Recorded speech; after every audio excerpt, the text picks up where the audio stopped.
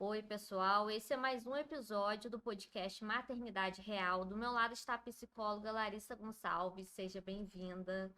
Fala pra gente, o que é o autismo? Obrigada pelo convite. Então, autismo é um transtorno, né, do neurodesenvolvimento. Então, para a gente entender realmente sobre autismo, a gente precisa entender sobre o desenvolvimento infantil. Esse transtorno, ele realmente aparece nessa fase do neurodesenvolvimento, bem no iníciozinho realmente da primeira infância. Muitas das vezes passa despercebido quando não é um autismo muito clássico, muito aparente. E aí tem um diagnóstico mais tardio. Mas ele é um transtorno que acomete a parte do desenvolvimento infantil de uma criança. E a partir de quantos anos é possível fazer o diagnóstico? Então, a gente já tem escalas, instrumentos de rastreios que vão permear ali desde os 18 meses da criança. Mas acontece em torno de 2 a 3 anos um diagnóstico mais assertivo. A grande questão de se fazer um diagnóstico muito precoce, utilizando as escalas de rastreio e tudo mais, é que às vezes são características, mas não consideradas realmente não cumprem os critérios diagnósticos. E aí pode ser feito um diagnóstico meio que equivocado. Não que tem que ser um diagnóstico tardio, mas entender esse tempo específico de realmente maturação do cérebro e quando realmente já não foi adquirida aquela habilidade que pode causar aquele prejuízo. Larissa, e é possível fazer esse diagnóstico durante a adolescência, fase adulta? É mais complicado? É mais difícil. Eu costumo falar que, principalmente quando a gente fala de meninas autistas, fica mais difícil ainda porque o cérebro feminino ele consegue criar o que a gente chama de camuflagem, de masking, né? Então, é mais difícil a gente perceber aquelas características que seriam muito evidentes quando crianças. Então, acaba sendo mais difícil, mas não é impossível. Existe, sim, avaliações feitas para adultos e adolescentes que, na época, quando eram crianças, não se tinham esse conhecimento. Então, entendia-se que a criança ia desenvolver, que era no tempo da criança, que não precisava ficar preocupado, que uma hora ela vai falar, né? E que hoje a gente já entende que não é bem assim que funciona. Então, dá, sim, para fazer um diagnóstico tardio, se for necessário. E podemos falar que o autismo ele tem vários níveis, vários graus. Isso, a gente pode falar que o autismo tem vários níveis de suporte. Ou seja, o quanto aquela pessoa que tem esse prejuízo vai precisar de um suporte para ter autonomia e qualidade de vida. Então, a gente tem três níveis de suporte hoje: nível um, nível 2, nível 3. Antigamente, era considerado como leve, moderado e severo. E aí a gente entende que nunca é leve, porque ter um filho e ser, né, uma pessoa que tem o autismo nunca vai ser leve. É leve para quem? Então mudou-se bem a nomenclatura e entende-se que hoje é um nível de suporte. O quanto aquela pessoa precisa de um suporte para desenvolver, para conseguir ter autonomia, qualidade de vida, independência pessoal e tudo mais. E aí a gente caracteriza entre um, 2 e 3. E como chega para você a demanda no consultório? Os pais, as crianças? É bastante. Eu fico feliz, por um lado, entendendo que hoje muitas pessoas têm procurado realmente fazer uma avaliação, né, e de forma bem precoce, e assusta às vezes porque realmente é um número significativo. Mas vem chegando realmente muitas crianças ali liberando 2 anos e meio. Algumas com 18 meses, os pais já percebem bastante atrasos ali no desenvolvimento. Normalmente o pediatra faz esse encaminhamento, então é muito bacana que aquele pediatra que acompanha aquela criança entenda sobre o desenvolvimento infantil e que consiga de fato, né, explicar para os pais que aquilo que deveria estar acontecendo não está acontecendo. E aí precisa sim investigar. Então, assim, o pediatra sempre abre um pouco da porta para chegar até mim. E aí a gente faz uma avaliação, mesmo sendo crianças pequenas, com 18 meses, 2 anos ali, não é um problema. Então, assim, tem chegado crianças muito pequenas. Mas tem ainda crianças com 6 anos que não tem ainda essa certeza, e aí a família percebe algum comportamento um pouco mais diferente, alguma coisa que chama atenção, mas não sabe o que que é, e aí vai investigar para ver se realmente tem a possibilidade de ser autista ou não. Sim, você percebe que alguns pais sentem, têm a dificuldade de aceitar que o filho tem o autismo? É muito difícil, Mari. Eu não sou mãe e eu entendo, mesmo não sendo muitas das vezes. Eu falo mãe porque normalmente o peso, quando tem uma consulta com a família, acaba a mãe tendo esse momento mais de luto ali naquele momento. O pai normalmente, né, o cérebro masculino é mais objetivo, é mais prático, isso é cerebralmente falando, não é uma questão cultural. Então, assim, normalmente eles tendem, ou eles vão negar, ou eles vão aceitar, mas esse luto de tentar lidar com aquela aceitação é muito mais maternal, é muito mais realmente da mãe, que é muito mais emoção, realmente, assim, o cérebro falando nesse sentido. Então, assim, as famílias realmente sofrem. Existe um tempo que elas ainda ficam presas à questão do diagnóstico, ao questionamento, e aí tem um tempo que eu costumo falar que eles ficam paralisados, assim, eles não fazem nada, sabe? Eles estão tentando assimilar todas as informações. E eu super entendo, porque assim, quando você gera um filho, todas as expectativas são positivas. Você nunca está gerando um filho, criando expectativa de algo que ele vai ter no sentido de pode prejudicar, de atrapalhar o desenvolvimento, alguma coisa assim. Você sempre cria, né? Enfim, pensa no seu filho de modo perfeito. Então, você ter que lidar com uma realidade e entender que aquela criança que talvez você pensou que fosse ter autonomia, que fosse conseguir falar, que ia conseguir agir, estar num ambiente social com você, entender que ele não vai conseguir nesse primeiro momento, é difícil demais, porque você precisa quebrar ali toda a expectativa que foi criada, né? Uma imagem que se criou. E aí, às vezes, os pais ficam paralisados, assim, eles não conseguem ir pra luta, de fato, né? E aí, eu tenho uma parceira de profissão que ela fala, tem que sair do luto e ir pra luta. Porque, assim, entende-se o momento do luto, é muito importante e necessário, mas tem que ir pra luta. Porque o diagnóstico tá ali, ele não vai sumir, e se você demorar mais tempo, maiores podem ser os prejuízos. Em muitos casos também os pais precisam de ajuda psicológica E para isso é aprender a muito lidar, né? legal, Mari. Assim, o que que acontece? É um peso, né? Assim, as pessoas não adianta falar que é lindo, que é mar de rosas. As famílias atípicas sofrem, é difícil demais lidar com a realidade. E precisa de rede de apoio. Então, assim, ao mesmo tempo que a criança precisa estar lá numa terapia, buscando, intervindo, desenvolvendo, os pais precisam de rede de apoio. Os pais precisam sim, as famílias precisam sim, realmente, né, de terapia, de um momento de autocuidado sozinho, de um café que vai tomar, de um momento de bate-papo com um amigo, que consiga, assim, ter realmente, né, assim, um pouco de saúde mental, talvez, ali para refrigerar, para, enfim. Então, assim, precisa de rede de apoio. Não dá para realmente, assim, carregar todo o fardo sozinho e precisa aprender a dividir. E, às vezes, esse é um ponto. Muitas vezes, pais não querem falar do diagnóstico para ninguém. Eles ficam envergonhados, as famílias ficam envergonhadas, não quer comentar, aí deixa de ir a determinados lugares porque pode ser que se sinta mal, percebe que a criança não vai querer estar ali e tudo mais, as pessoas vão comentar, então os pais realmente ficam às vezes mais nessa posição de poxa, acho melhor não vou comentar nada agora, não quero contar pra ninguém, né? E aí eles ficam sozinhos carregando aquilo. Se sentem mais seguros, né? E aí, às vezes, é mais pesado por esse motivo, porque eles acabam realmente não compartilhando e não tendo pessoas que vão poder auxiliá-los nesse processo. Porque, infelizmente, a sociedade ainda é muito preconceituosa, né? Muito. Acho que devido à falta de informação também. Assim, nos Perfeito. últimos anos, é, teve um aumento, sim, na questão da informação, né? De estudos, mas ainda é um tabu. Muito, muito. E aí, as pessoas falam assim: ah, mas por que tem tanta criança autista? Por que tem tanta gente autista hoje em dia, né? É um questionamento. Mas é justamente por isso que você comentou: é questão de informação. A gente tem hoje números que mostram que o que mais está acontecendo, que está fazendo acontecendo esse boom de diagnóstico, não são propriamente só com crianças, são adultos que passaram despercebidos ali pelo transtorno sem saber, né? E que está sendo feito um diagnóstico tardio. Mas justamente pela informação. Então, assim, para a gente quebrar preconceitos, para a gente tentar buscar, enfim, um cenário mais plausível de inclusão, é através da informação. Não tem outra opção. Sim.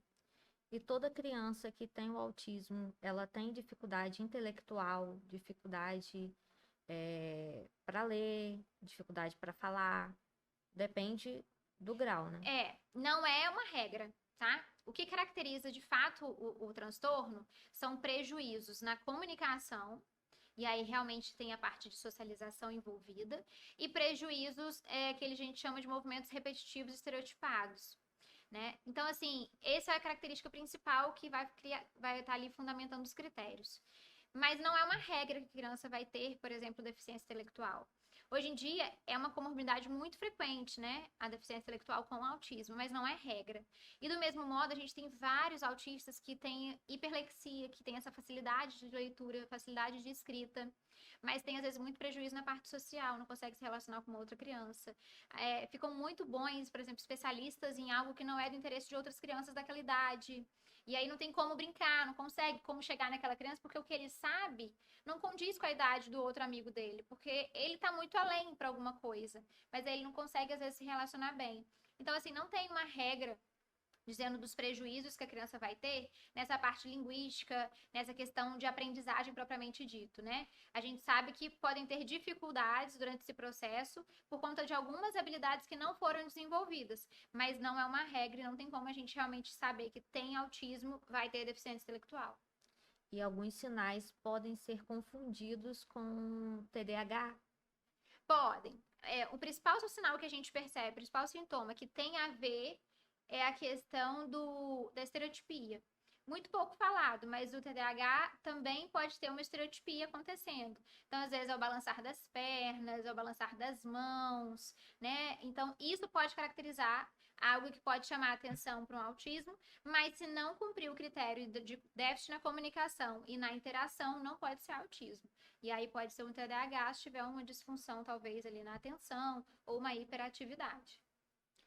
E o que levou a esse aumento do autismo nos últimos anos? Então, a gente tem essa informação chegando a mais pessoas, então isso é muito bacana, porque aí adultos estão sendo diagnosticados, né? E a gente entende hoje que o autismo tem uma causa que tem contribuição genética. A gente não consegue ter um gene específico, né? Como acontece com a síndrome de Down, que tem um cromossomo específico para poder diagnosticar, mas a gente entende que tem muitos genes que estão envolvidos nessa parte de autismo. E aí a gente entende que com o passar dos anos, né, vão havendo mais e mais genes, vai multiplicando e isso pode estar aumentando nesse sentido. Mas não tem um fator específico assim de gene. A gente sabe que tem uma hereditariedade nesse sentido, que traz ali e que tem a questão também do diagnóstico que está acontecendo tardiamente. Então, o número acaba sendo mais expressivo, mas não significa que são crianças que estão sendo diagnosticadas de fato. A gente pode falar que esse aumento é devido também à questão da alimentação, medicamentos Tem ou não? estudos. Não, tem estudos. É muito amplo. Tem vários estudos que vão por essa linha, entendendo que o ambiente hoje já não é o mesmo e que modifica nossa parte, né, assim, nossa organização corporal. E tem estudos que entendem a questão da alimentação, muito industrial, muita parte de hormônio, enfim. Tem vários estudos, mas a gente não tem nada ainda concreto que consiga afirmar que existe uma relação direta e que essa é a causa do autismo, entende? Tem estudos que dizem sobre, mas não conseguem ainda chegar nessa conclusão. E a criança que tem esse transtorno, ela precisa do acompanhamento para o resto da vida ou é só no início? Então, aí vai depender muito de cada criança, Mari. O que acontece? As crianças que precisam de maior suporte realmente acabam ficando mais tempo em processo terapêutico. E aí, muitas das vezes, as terapias mudam de cenário. Muito de início é uma terapia num local de ambiente, de controle, num consultório, numa sala. Com o passar dos anos, né, os processos terapêuticos podem se modificando, de forma que são, às vezes, centros de desenvolvimento de integração. Então, um adolescente, eu falo de uma realidade não no Brasil, mas assim nos Estados Unidos, o adolescente ele passa um tempo num centro que vão ter realmente várias crianças autistas ali um tempo. Mas é uma proposta de que ele vai estar ajudando a lavar uma roupa, a lavar uma louça, a fazer uma comida, a cuidar do jardim. Então, assim, muda-se um pouco a proposta de desenvolvimento das habilidades, não somente num consultório fechado, mas nesse ambiente social, integrativo e de práticas de atividade de vida diária, que é o que ele precisa para ter autonomia. Então, assim, vai continuar tendo terapia, mas não na proposta que talvez era antes de dentro de uma sala, de uma coisa mais ambiente de controle, assim. E aí vai depender muito de cada paciente, de cada criança, de cada adolescente. Tem crianças que vão desenvolver muito rápido e vão dar esse gap, assim, vai muito bem, e aí a gente consegue diminuir essa frequência e tudo mais. Tem crianças que não, que vão precisar ainda mais ainda de acompanhamento durante mais tempo. Então, assim, não consigo afirmar para você essa previsibilidade, por exemplo, de alta terapêutica, vamos dizer assim. Mas o nosso objetivo enquanto terapeuta é que a criança consiga realmente desenvolver o maior potencial de habilidades possível para que fique menos dependente, que precise menos de um suporte. Falando agora de algo mais polêmico, né? Aham. Durante a gestação, existe algo que a gestante pode fazer que pode aumentar as chances da criança ter o transtorno? Então, não tem nada comprovado durante a gestação. Tem vários estudos, como eu estou te falando. Se a gente for pegar para ver, tem estudo de tudo quanto é coisa que estão tentando buscar ali evidências para a causa do autismo. Mas um dos estudos recentes que tem não é durante a gestação, mas são de mulheres que têm síndrome do ovário policísticos, que por conta do aumento do hormônio podem ter mais chances de ter um filho com autismo do que quem não tem uma síndrome do ovário policístico. Mas isso a gente está falando de apenas de um fator que pode contribuir para ter ali alguma alteração genética e uma questão do autismo a vir à tona. Então, assim, não tem como a gente mapear de fato e ter certeza disso daí. Mas tem vários estudos que realmente mostram probabilidades. E aí a gente fica muito no achismo ainda, sem muito cientificidade do que realmente pode ser de fato. Larissa, e a questão da prematuridade, tem alguma ligação também com o transtorno? Então, é um sinal de alerta para mim. Quando chega alguma criança no consultório que a mãe me relata que foi uma criança prematura, que precisou nascer com menos semanas do que era o esperado para uma gestação realmente, vamos dizer assim, dentro do típico, né? Eu já fico bem alerta. Mas eu não posso garantir e nem colocar como um pré-requisito que realmente é um sinal para autismo apenas. É um sinal para transtornos, porque a criança tem déficits ali, tendo em vista que ela não desenvolveu talvez tudo que deveria ter sido desenvolvido na parte gestacional. Então, provavelmente, ela pode apresentar alguns déficits que a gente precisa correr atrás. Então, eu já fico em alerta, mas a gente não consegue ainda ter essa certeza, essa assertividade de que a prematuridade vai gerar o autismo ou algo nesse sentido. Se o pai ou a mãe tem o transtorno do Bacana. espectro autista, essa criança pode ter mais chances de ter. Perfeito. Isso a gente tem. Isso a gente já tem, já estudos realmente comprovados cientificamente que famílias que têm ali alguém que tem um transtorno do espectro autista têm muito mais chances que a próxima criança ou que o filho venha realmente com TEA também. Isso é super comprovado, entendendo que muitas das vezes a questão genética está ligada a genes que a gente chama genes sexuais ali. Não propriamente dito X e Y, como nós somos assim, mas que tem a ver com essa parte dessa carga que traz. Então, isso tem um estudo comprovado que tem a ver com hereditariedade, sim, genética. No consultório, você vê, assim, muitas crianças de vários níveis, né? Vários graus que têm o transtorno. Qual é a maior dificuldade da criança no dia a dia? Então, o nível 3 de suporte é aquele nível que a criança, a gente chama que ela é não verbal, não oralizada, né? Então, eu vejo que ela tem muitos prejuízos, porque ela não consegue se comunicar de forma assertiva, realmente utilizando a linguagem oral. A gente até tenta fazer com que ela consiga se comunicar com uma linguagem gestual, uma linguagem não verbal, apontando, com gestos e sinais. Mas nem sempre isso é efetivo. Então eu vejo que há muita angústia da parte da criança quando ela não consegue se comunicar. E é super compreensível, porque é muito frustrante quando a gente está querendo falar alguma coisa, expressar e a gente não consegue, né? E a gente entende também que a família fica muito nessa expectativa de quando meu filho vai falar. Então, assim, eu vejo que o nível 3 de suporte é o nível que a gente tem mais demandas nesse sentido de tentar correr atrás dessa habilidade que ainda não conseguiu ser desenvolvida. Larissa, podemos dizer que o autismo ele não tem cura, né? Mas se houver um tratamento, um acompanhamento adequado, a criança pode ter maior qualidade de vida. Perfeito, o nosso objetivo é justamente esse. Ele não tem cura, não tem medicamento que a gente possa tomar ou fazer algum tratamento que vai me deixar curado do transtorno. E aí, muitas das vezes, as pessoas até levantam um questionamento, porque conversando, né, enfim, famílias vão perceber que tem crianças que tomam medicamento.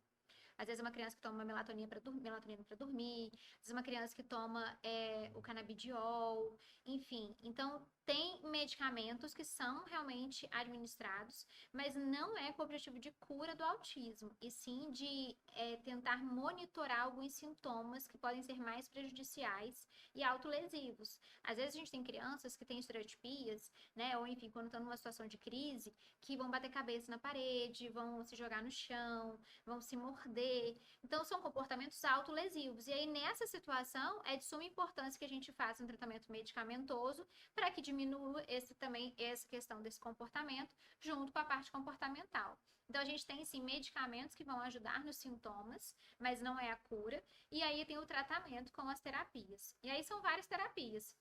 A gente vai entender de acordo com a necessidade de cada criança, né? Normalmente tem ali algumas crianças que fazem mais ou menos as mesmas terapias, mas entende-se que tem que ser individualizada de acordo com a necessidade de cada um, e a quantidade de horas, a frequência também vai ser de acordo com a necessidade. Então, normalmente, né, o que é comum são terapias fonoaudiológicas com fonoaudiólogo, terapia ocupacional, que é uma terapia de integração sensorial, principalmente para as crianças que têm alguma disfunção na parte sensorial. Então, a gente percebe, às vezes, crianças que têm rejeição a texturas, ou têm seletividade alimentar, questões sensoriais, terapia ocupacional. A gente tem ecoterapia, que trabalha muito também essa parte motora de movimento, que equilíbrio, organização sensorial também. A gente tem psicólogo, que trabalha a parte comportamental, psicopedagogo para a parte de aprendizagem. A gente tem musicoterapia, que trabalha toda a parte de musicalização com a terapia. A gente tem fisioterapia, tem crianças que têm necessidade da fisioterapia, né? Tem nutricionista, que vai trabalhar a parte de terapia alimentar com a seletividade. Então, assim, são várias áreas, né, que estão ali voltadas para trabalhar a parte de desenvolvimento infantil, e isso vai depender da necessidade de cada criança, das habilidades que ainda não foram desenvolvidas, que precisam ser desenvolvidas. Então, cada criança tem que ter um plano terapêutico individualizado. São vários tipos de acompanhamento, né? Perfeito. Normalmente, a agenda dessas crianças são lotadas de terapia, e muitas das vezes, é por isso que eu falo de que do quão difícil é realmente para as famílias, porque é uma carga pesada, realmente, de leve, traz, participe, vai e volta. E é de suma importância a terapia, porque é através da terapia que a criança vai conseguir ter ali desenvolvimento daquelas habilidades, né? Então, é necessário. E a frequência é importante, como também a quantidade de horas que acontece. Eu falo para os pais, às vezes a criança está 1 hora só lá no meu consultório, mas muitas das vezes eu preciso que tenha ali o pai ou a mãe comigo para que eles consigam replicar em casa aquilo que eu estou fazendo ali. Porque às vezes 1 hora não vai ser suficiente para aquela criança, tendo em vista que ela tem uma semana inteira, 7 dias depois para me encontrar. Então, assim, já vai ter passado. Então, eu preciso desse acompanhamento contínuo, dessa participação dos pais, desse envolvimento, desse engajamento. Como psicóloga, você acha que o SUS dá esse suporte para a Não. família? Porque são vários tipos de acompanhamento e muitas famílias não têm a condição de bancar, né, com os gastos. É uma dor, assim, que a gente sente, porque realmente não tem.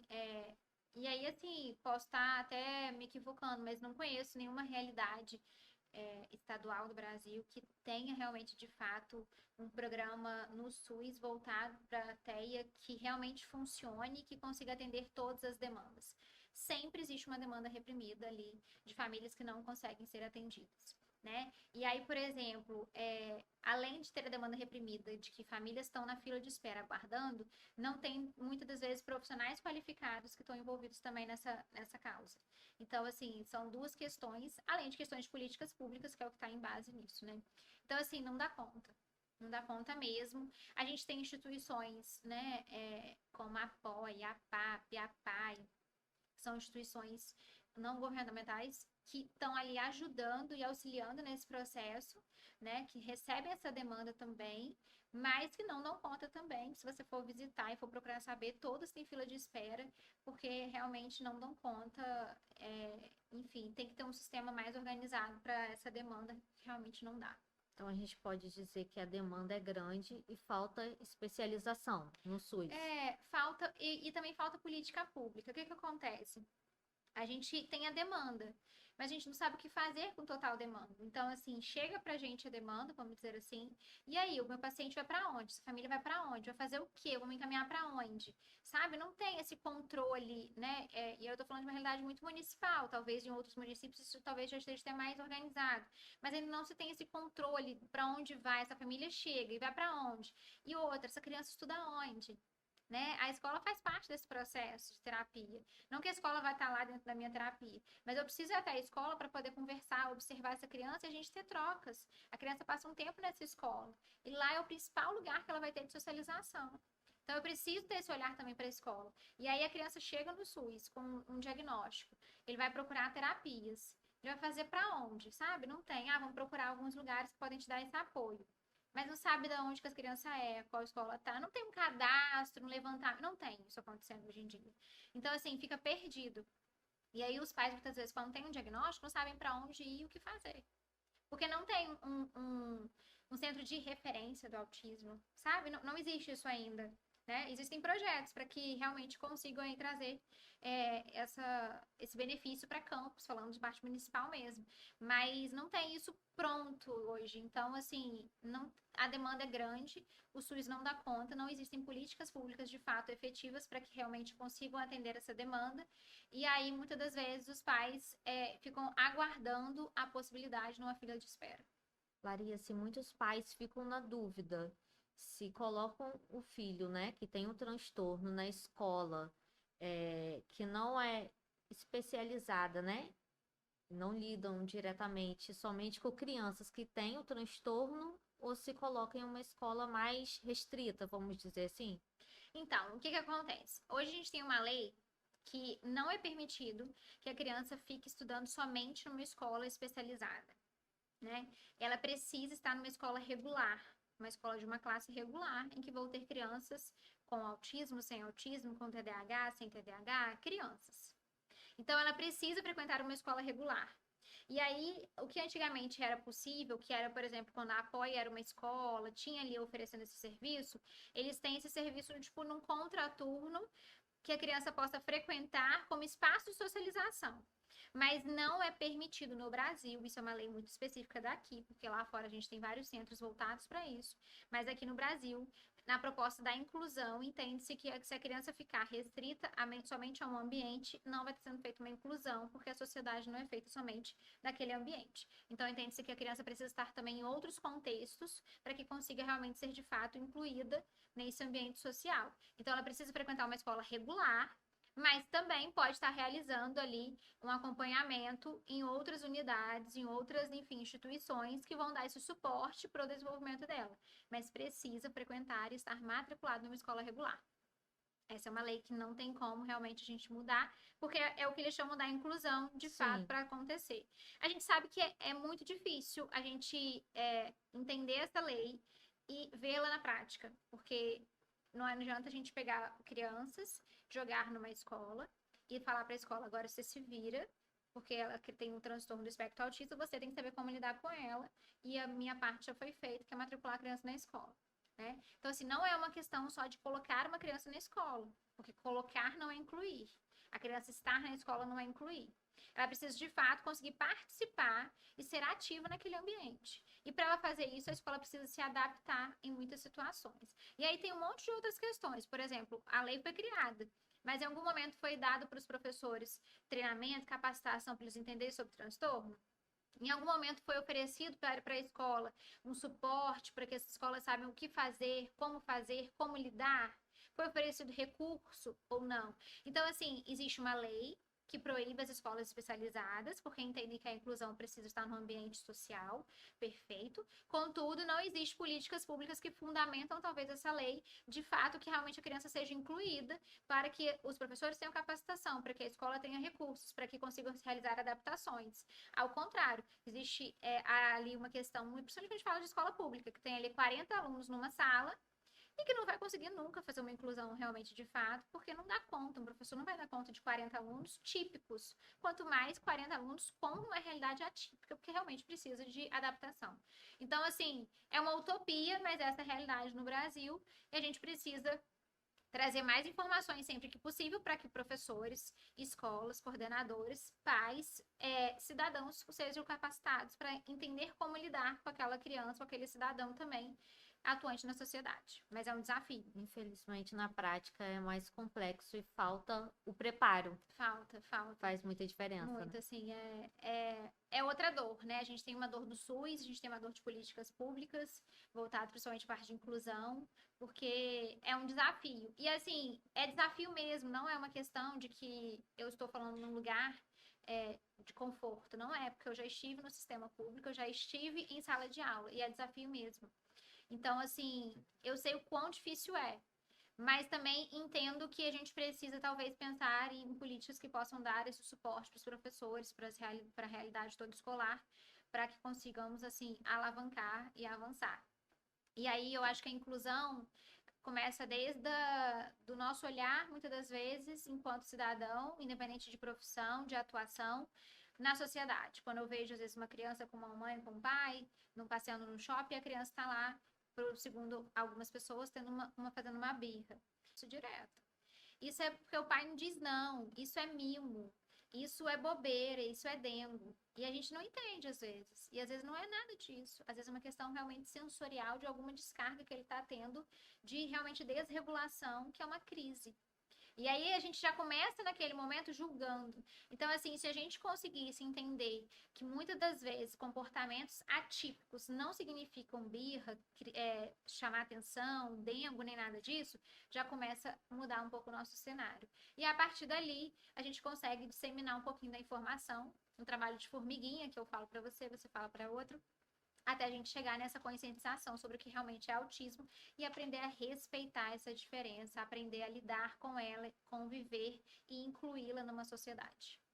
Perfeito. Você gostaria de mandar algum recado para as mães? Não só para as mães, né? Porque tem muitas avós, tias que criam crianças que têm esse transtorno, né? O recado que eu gosto de falar é o seguinte: não é fácil, nunca é leve para ninguém, é desafiador e, enquanto profissional que trabalha na área, compreendo e respeito muito, né, a força e o peso que cada família acaba trazendo realmente para a gente, carregando também. Mas é entender que aquela criança pode sim ir muito além do que talvez seja ali esperado, né? Eu costumo falar que é por um futuro sem limites. Então, que a gente nunca a gente nunca coloque realmente limites no futuro daquela criança, porque ela pode sim ter um futuro muito maior ou muito melhor do que é esperado, do que é visto. E não desistir, porque eu sei que é difícil, que é cansativo.